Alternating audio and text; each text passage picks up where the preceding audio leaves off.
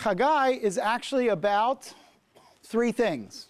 And chapter 1 is about apathy. Apathy.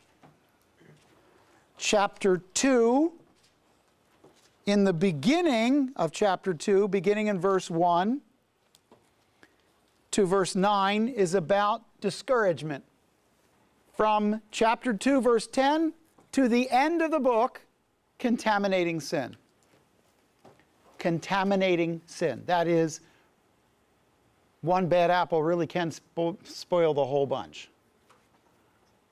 Contaminating sin. All right. The book is about three things. And it starts with something about apathy. Now, I want you to notice some things that I'm just going to ask you to write into your text because they're going to help you. How do I know when this book was written exactly? Because it's built around dates. So, go to verse 1 of chapter 1. In the second year of Darius the king, on the first day of the 6th month. Right above that, August 29th, 520 BC.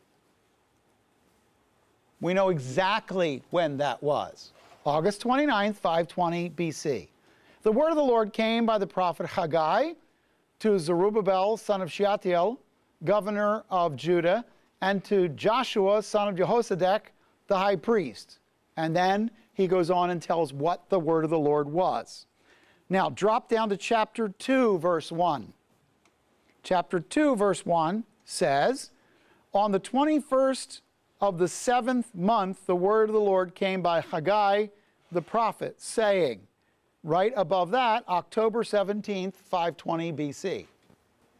That is October 17th, 520 BCE or BC, before the Common Era. Now go to chapter 2, verse 10, and a third date is mentioned. The third date is, in chapter 2, verse 10, on the 24th of the 9th month in the second year of Darius, the word of the Lord came to Haggai the prophet, saying, that would be December 18th, 520 BC.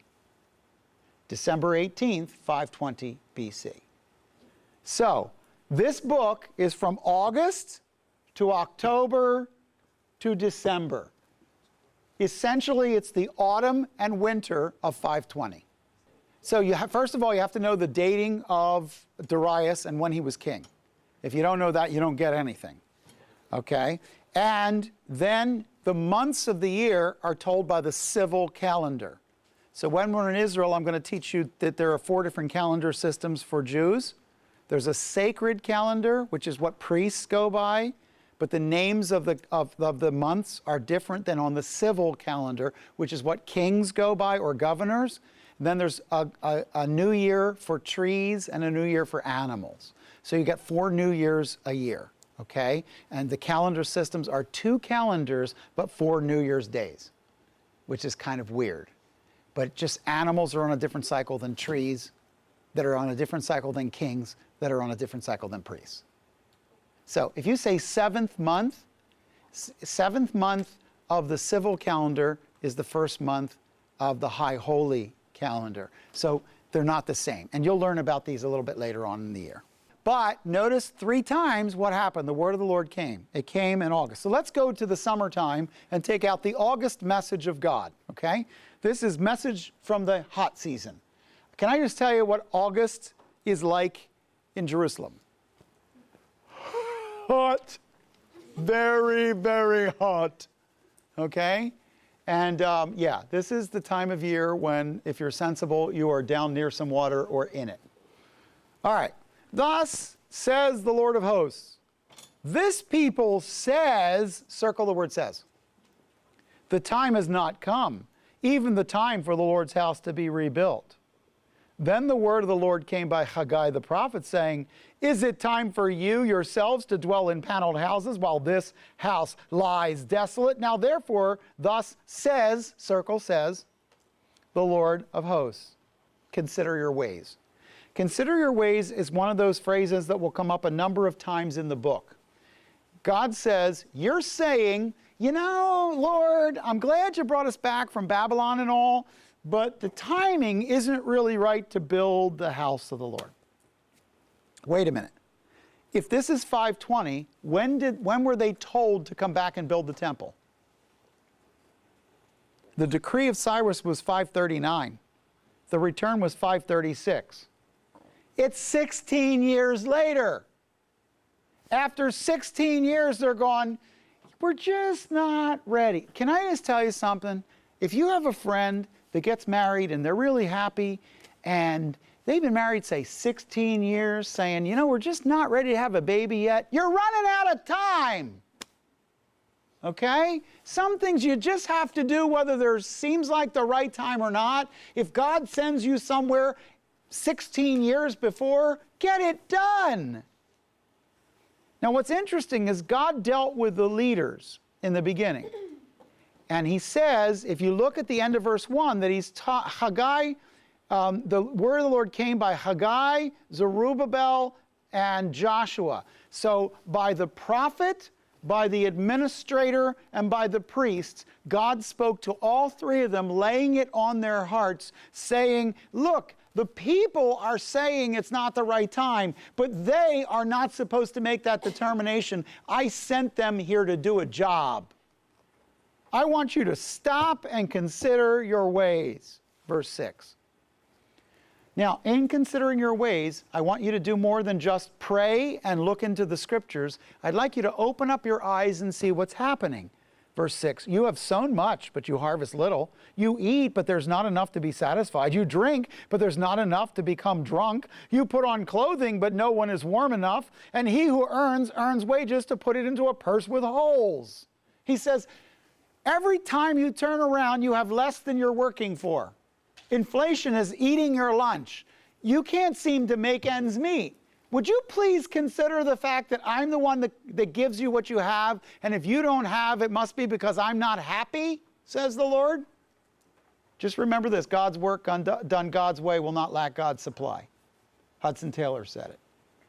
God's work done God's way will not lack God's supply. If you don't have the supplies, it's either that you're not doing the right thing or you're not doing it the right way. And one of the nice things is, I personally fall back on this. If God doesn't supply it, I don't feel the need to do it. So I feel off the hook until he gives me the money or gives me the assets or whatever. Okay, verse 7. Thus says the Lord of hosts. Here it is a second time. Consider your ways.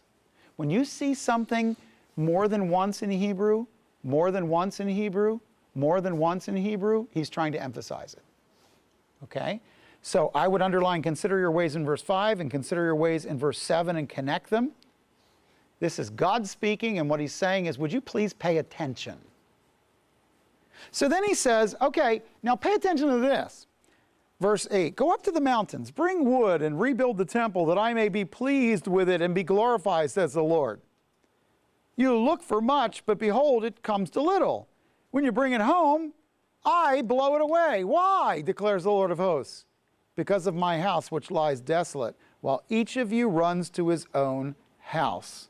Therefore, because of you, the sky has withheld its dew, the earth has withheld its produce. I called for a drought on the land, on the mountains, and the grain, and the new wine, and the oil, and what the ground produces, and on men, and on cattle, and on all the labor of your hands. Now stop right there. God says, I want you to consider very carefully that when I give you a job to do and you don't do it, you're not busy in doing what I called you to do, I will dry up your resources. Do what I tell you to do. And let me take care of you. And then he comes back and he says in verse 12, then Zerubbabel, the son of Shealtiel, Joshua, the son of Jehozadak, the high priest, with all the remnant of the people, obeyed the voice of the Lord their God and the words of Haggai the prophet, as the Lord their God had sent him. And the people showed reverence for the Lord. Then Haggai the messenger of the Lord spoke by the commission of the Lord to the people, saying, I am with you. I want you to notice the formula between verse 11 and verse 13. The people obeyed God, and God said, I am with you. Notice that it does not say the people did whatever they wanted, and God was with them. It doesn't work that way. When God gives you a commission, you do it. And when you do it, God empowers it. But God is not into making you important. He's into making the mission He gave you important. So then it says, so the Lord stirred up the spirit of Zerubbabel, the son of Shealtiel, governor of Judah, and the spirit of Joshua, son of Josadak, the high priest, and the spirit of all the remnant of the people. And they came and they worked on the house of the Lord of hosts. Now, verse 15 gives you another date. I skipped this one. I should have given it to you. Verse 15, on the 24th day of the 6th month in the 2nd year of Darius, that is September 21st, 520. Now, I want you to notice something. Chapter 1 begins August 29th and ends September 21st. It's less than 3 weeks, and God changed the outcome of the people based on their obedience. Do you see what happened? And He tells you right down to the time. Look, 16 years you're not obeying me. In 3 weeks, I'll change your life. What's the difference? You took me seriously. You started doing what I told you to do. That means for 16 years of your life, you could have been doing something wrong. If God gets a hold of your heart and you genuinely lay it down and say, God, I am ready to do what you called me to do, and I will lay this down. In 3 weeks, He can change your life. He can change the atmosphere. He can bring in dew and bring in rains and start to bring in progress. All that can change. 16 years, and all He's looking for is take me seriously, and in 3 weeks I can change the whole thing. I think that's a good message for chapter 1. Now, what's their problem? Their problem was that they had grown into an apathetic structure. How did it happen? People don't see what's in front of them all the time. I walk into the dorms and I see something different than you do. So you can have something laying on the steps for 6 weeks, and everybody walks by it and nobody pays attention. Since I hardly ever go in there, if I walk in there, the first thing I say is, what's this thing laying on the steps? Oh, well, that's just been there for 6 weeks. What is it? Oh, I don't know. Somebody move it. Because it's easy not to. I mean, seriously. Do you have a spot in your home, back home, where it's like maybe a flat surface, so it just like accumulates things? Do you have like a junk spot in your home where everybody walks in and puts their keys, their phone, and then there's like a whole pile of stuff? And then we work on a new section. Or how many of you have a drawer that is the official junk drawer? It's like, you know, it's clean, okay? It's not clean, it's relocated, okay? That's what it is. So my point is that one of the things that happens in our lives is we can become apathetic. Let me give you a tip, and maybe it will help you. One of the things that saps your energy more than anything else is undone tasks. Okay? Better to not start than to half do. Because you'll be more at peace when you have 3 things that you started and finished yesterday than 14 things you started and didn't finish. Okay? So smart is the person who understands that the done task, you put that one to bed, you feel good about it. Organize your life so that some things come off your list by the end of the day, so that you can drop in bed and say, well, I didn't get everything done, but I got those 3 things done. Go to chapter 2. If apathy was chapter 1, and the fact that their eyes adjusted to the darkness around them, and they just plain lost sense of their vision, then chapter 2 isn't apathy, it's discouragement. Now, there was a reason they were discouraged. They were running against governmental principles. Zoning boards were coming in, giving them a hard time. I'll use that as an illustration. Okay, so now we are a month later, almost a month, October 17th, 520. Speak now, the Lord said. Speak now to Zerubbabel, the son of Shealtiel, governor of Judah, to Joshua, son of Josadak, the high priest, and to the remnant of the people, saying, who is left among you who saw this temple in its former glory, and how do you see it now? Does it not seem to you like nothing in comparison? Stop right there. What were the people discouraged about? In 16 years, they had stalled out on building the temple. In 3 weeks, they got busy doing it. And now another 4 weeks pass, 7 weeks of building it, and they're looking at the layout of the temple, and what is it that they are discouraged about? It's a big project, and it's not as good as the one that they're replacing. Take courage, Zerubbabel, declares the Lord. Notice, take courage. Stop being afraid, Zerubbabel. The leader was fearful. He was fearing something. It says, take courage, Zerubbabel, declares the Lord. Take courage also, Joshua, son of Josedek, the high priest, and all you people of the land, take courage, declares the Lord, and work. Why? Because I am with you, declares the Lord of hosts. If the prize is intimacy with God, then doing the work was already gaining them intimacy. God's not looking for you to finish the temple so that he has one. If he wants to build one, he can build one himself. He made the Grand Canyon. What do you got? Okay? Seriously, God has made beautiful cathedrals out of stalactites and stalagmites. He doesn't need us to do this. He wants to do with us and through us something for us. He doesn't need a temple. We do. We need a temple. So he says, listen, stop being afraid that you can't get it done. I'm here. Where else did you see this same phrase over and over? I don't speak well. Exodus 3. I'm with you. I'll go with you. Yeah, but here's the thing. The prize is intimacy with God. That's the prize. So it says, as for the promise which I made you when you came out of Egypt, my Spirit is abiding in your midst. I promised you I would come with you out of Egypt. I'm here. I don't know what else you want. You want to build a temple so that I'll come? I'm already here. You want to make it look cool because that's going to really do what? I'm right here. You have a little dinky temple that isn't even done, but I'm already here. You don't need a temple if I don't show up. Then it's just a big building. You want a mall? Make a mall. But I want a temple because I want you to experience me. I'm already here. So the discouragement that is going on in their lives is because they're looking at the physical size of their ministry, not the intimacy that they have with God. Stop right there and contemplate that for a minute. You've never been in a place where the people were discouraged because of the physical size of ministry more than the power of God in their life. The prize isn't the number of chariots in the parking lot.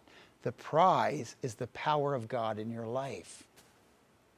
So you're going to end up looking around and saying, well, you know, there's a bigger one up there and there's another bigger one over there. You don't know what's real. You just know that the prize is what God is doing in you. Walk in obedience to him and be blessed with his presence, because that's the prize. Then he goes on and says, thus says the Lord of hosts, once more in a little while, I'm going to shake the heavens and the earth, the sea also and the dry land. I will shake all the nations, and they will come with the wealth of all nations, and I will fill this house with glory, says the Lord of hosts. The silver is mine. The gold is mine, declares the Lord of hosts. You're not poor. I own everything. God says, you know what? The Babylonians, yeah, they're mine. Greeks, yeah, they're mine. Etruscans, yeah, I own them too. Edomites, mine. Midianites, mine. Amalekites, mine. Moabites, mine. Ammonites, mine. Gileadites, mine. Hittites, mine. Egyptians, mine. Nobody has anything that I didn't give them. And that is well worth remembering. No one has anything I didn't give them. So here's what it says. The latter glory of this house will be greater than the former. I'm going to show up, and it's going to be more powerful than, it'll be more powerful than what I was doing before, says the Lord of hosts. And in this place, I will give peace. See, from the discouragement and from the fear, God said, I'll replace it with peace. Remember, shalom is actually when things are as they should be. I will right what's wrong, declares the Lord of hosts. Okay, so apathy was all about them losing track of God's call. Discouragement was all about them living in fear because the physical world didn't reveal the spiritual power. Do not assume that you can see with the eyes of your flesh what's going on powerfully in the spirit. You cannot. Very often, it's that little old lady sitting in the third row who can barely get up and walk, who has the power of God in her life like you have never seen. You can't tell by looking at the outside. Okay? Now, one more message. You ready? Apathy, discouragement. This one's contaminating sin. Let's see if we can make this make a little bit more sense. Verse 10 is December 18th. Now, December 18th is the rainy season. So now the rains have already begun. The cold winds have started to come into Jerusalem. Verse 11, thus says the Lord, ask now the priests for a ruling. If a man carries holy meat in the fold of his garment and touches bread with his fold, or cooked food, wine, oil, or any other food, will it become holy? And the priests answered, no. Here's the question. Can you get holiness by osmosis? One of the things I learned in high school is you can sleep on your geometry book, but it doesn't make you know geometry. You cannot learn geometry by osmosis. You can lay your head on it all night long. You can drool in its pages as you sleep. It will not transmit those words into your head. In order to do that, you must go through the eye gate or the ear gate. You could also chew it, but that probably won't help you. So here's what I know for a fact. Geometry doesn't come from osmosis, and holiness doesn't either. If something is right and straight, it doesn't bump into something that's bent and make it straight. Now here's the opposite question.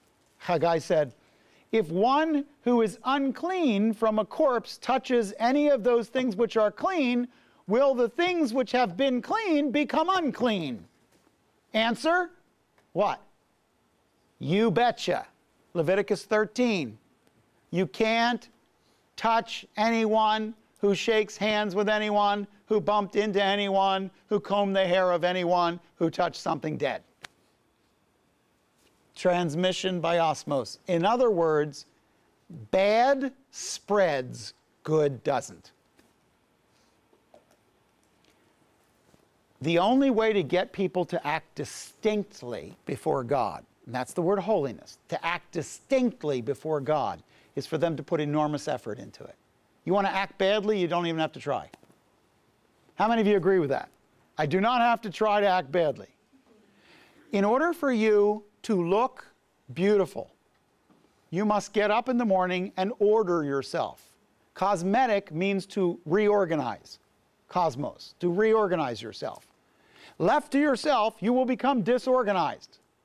Some of you will come up in the morning looking like disorganization. Okay? I'm not pointing any fingers in any direction at all. I'm not. Haggai said, so is this people. So is this people. So is this nation before me, declares the Lord. And so is every work of their hands, what they offer there is unclean.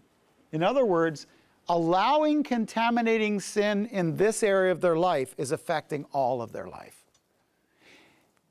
What he's saying is there's no such thing as hidden sin. Because the hidden sin is like a rotten apple right stuck in the middle of the bushel basket. And it's affecting everything. So he goes on and says, now consider from this day onward. And this is another one of those consider your ways. But he says, don't look back, look forward. I want you to start watching the clock. Just see how this goes from this day onward. Before one stone was placed on another in the temple of the Lord, from the time when one came to a grain heap of 20 measures, there would be only 10. And when one came to wine vat to draw 50 measures, there would be only 20. I smote you and every work of your hands with blasting wind, mildew, hail, yet you did not come back to me. Here's the age-old principle. Every time you tried to put away sin and hide it, I gave you huge consequences in your life to try and get you to stop. I kept saying, hello, knock it off. And I would take away all the stuff that you're working so that you go, man, I got to stop doing this. I'm getting nowhere struggling with God. Did you ever have an argument with God? Did you ever win? There's a universal no on that one. And he says, you didn't come back to me. So, all right. So he said, now I see you're serious. I see that you're ready to follow me. Do consider from this day onward, from the 24th day of the 9th month, from that day when the temple of the Lord was founded, consider. Is the seed still in the barn, even including the vine, the fig tree, the pomegranate, the olive tree? It has not borne fruit. Yet, from this day onward, I will bless you. This is the rainy season. He says, I want you to keep your eyes open. I'm about to pop the ground with every kind of green thing. You're about to see unbelievable growth right in front of your eyes. You haven't even planted everything I'm going to bring up stuff you don't even know where it came from. You didn't even plant the garden, I'm going to bring up the flowers. You didn't even plant the olives, I'm going to bring out the olives, I'm going to bring out the pomegranates, I'm going to bring out the figs. Over this next winter, you keep watching. I'm about to do something in front of you. You think that this land won't yield? You don't understand. This land will yield when I make it yield, and I won't make it yield if you don't take me seriously. Now that you're ready to, now I'm going to do it. So he says, this is God going, hey, watch this. I got crayons. I like to color. And then he says, the word of the Lord came a second time to Haggai on the 24th day of the month. Speak to Zerubbabel, governor of Judah, saying, I am going to shake the heavens and the earth. I will overthrow the thrones of kingdoms and destroy the power of the kingdoms of the nations, and I will overthrow the chariots and their riders, and the horses and their riders will go down, every one by the sword of another. On that day, declares the Lord of hosts, I will take you, Zerubbabel, son of Shealtiel, my servant, declares the Lord, and I will make you like a signet ring, for I have chosen you, declares the Lord. I'm going to take the work that you're doing right now, and I'm going to make you like a stamp impression that's going to be the stamp by which other people are going to measure things to look at. You think your life is small. You think what you're doing is unimportant. I'm going to make of you. I'm going to write you into the Bible. People are going to be reading about you in Sebring, Florida, thousands of years from now. People are going to know you, buddy. Do you know what his problem was? He saw his life as too small. He saw his mission as not important enough. He was being called on by God to do a specific thing, and he didn't see it as that big. And some people in this room are going to go right through this problem. God's going to give you a junior high Sunday school class, and you're going to go, what the heck am I doing? I studied the Bible, poured out my heart, and I got these 7 stinky, dweeby, nutty junior hires. What am I doing? The greatness of a man or woman of God will be seen in the latrine assignments of their life and how they fulfill them faithfully for God. I promise you that is true. Do not ask God to give you great assignments if you do not want to do ones that you consider beneath you. There isn't anything beneath you. The fact of the matter is Jesus saved you, and you are best when you are doing whatever he called you to do. And there is nothing more fun. It is the reason I sit in this chair. It is the reason I look forward to coming back in this room. There is nothing more fun than doing what you're called to do. Nothing. And I got to tell you that my joy doesn't come from teaching you or from you thinking I know. My joy comes from you going out that door and becoming something. That's where my joy comes from. And I know you will. And I know you will even though you don't intend it, because the Spirit of God already has his hand on your lives, and he's going to do something with you, even some of you who just don't want him to. He's going to. Some of you are going to raise some godly kids. The world needs some godly kids. Some of you are going to go out and you are going to come alongside someone else in life who God has given a call that is different than yours, and you're going to be the strength for their call. And it's going to happen. And all of that's good stuff. It's all great stuff. Here's the bottom line. Don't ever treat God's call in your life like it's a small thing because you want to go to a bigger town or a bigger church or a bigger ministry or be better known. That's nothing more than ego talking. Stop. It doesn't matter. It doesn't matter. And all I can tell you is if you will let God tell you what to do, he'll take you all over and do all kinds of cool stuff. Follow God. Do what he tells you to do. Keep your eyes off of whether or not it's as big as somebody else's thing. Okay? You're not more significant because you're 500 pounds. Okay? You might be more noticeable, but you're not more significant. And the most significant thing you can be is walking intimately with God, obeying him. Haggai.